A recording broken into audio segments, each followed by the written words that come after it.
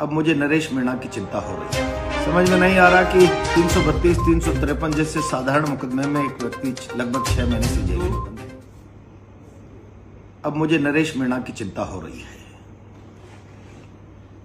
समझ में नहीं आ रहा कि 332, 353 जैसे साधारण मुकदमे में एक व्यक्ति लगभग 6 महीने से जेल में बंद है। ऐसा लगता है जैसे कोई उसने राजस्थान में इससे पहले इससे बड़ा अपराध कभी हुआ ही नहीं हो। हत्या जैसे अपराधों में लोग जमानत पर आजाद घूम रहे हैं, अपराध कर रहे हैं। और मुझे इससे भी ज्यादा बड़ी चिंता इस बात की है कि आखिर मुख्यमंत्री ने एक उम्रदराज आदमी को उसके विश्वास को कहीं ठगा तो नहीं है। जैसा मेरी जानकारी में आया, मैं तो उस वार्ता का हिस्सा नहीं था, पर मैं जानता हूं राजस्थान की परंपराओं में कोई मुख्यमंत्री के साथ एक उम्रदराज व्यक्ति सद्भाविक वार्ता कर रहा है तो सद्भाविक वार्ता की कीमत लिखित वार्ता से और सशर्त वार्ताओं से ज्यादा होती है। ये समझने का विषय है। अगर बंद कमरे में मुख्यमंत्री ने एक उम्रदराज व्यक्ति को कहा कि सब ठीक हो जाएगा, आप आंदोलन वापस लीजिए, मुख्यमंत्री जी मैं आपसे अनुरोध कर रहा हूं, ये कोई कुरड़ी में गुड़ नहीं फूटा। एक बड़े आंदोलन जिससे सरकार की सांसें फूली हुई थी विधानसभा घेराव के से, उसके साथ आपका जबानी जमा खर्च का अगर मौखिक अनुबंध भी है, सद्भाविक चर्चा भी है, तो उसकी पालना कीजिए।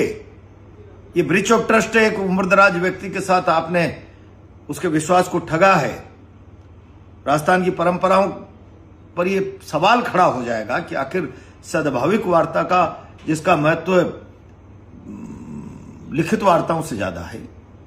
आप भी सरपंच, मैं भी सरपंच, सब ठीक हो जाएगा।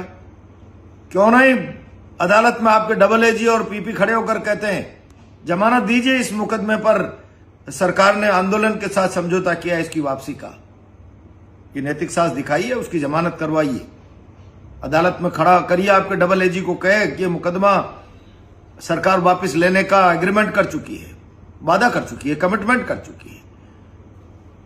उसके बाद जब सरकार मुकदमा विड्रॉ करेगी, कोर्ट का प्रिविलेज है, मानना नहीं मानना वो अलग विषय है। लेकिन आज अनावश्यक रूप से एक व्यक्ति को इस आधार पर जेल में रोके रखना, मैं समझता हूं ये अन्याय है। और मैं तो नरेश के पिताजी को बुलाकर बात करने वाला हूं कि आप मुख्यमंत्री जी से कहिए, अगर ये सब कुछ बहुत जल्दी नहीं होता है तो मुख्यमंत्री का असली चेहरा कि सद्भाविक वार्ता का मजाक, राजस्थान की परंपराओं का मजाक मुख्यमंत्री कितना सहजता से उड़ा देते हैं। एक उम्रदराज आदमी के साथ की हुई चर्चा का शहीद स्मारक के सामने आमरण अनशन बैठने के लिए कहूंगा और फिर देखते हैं आगे कहां तक बात जाती है।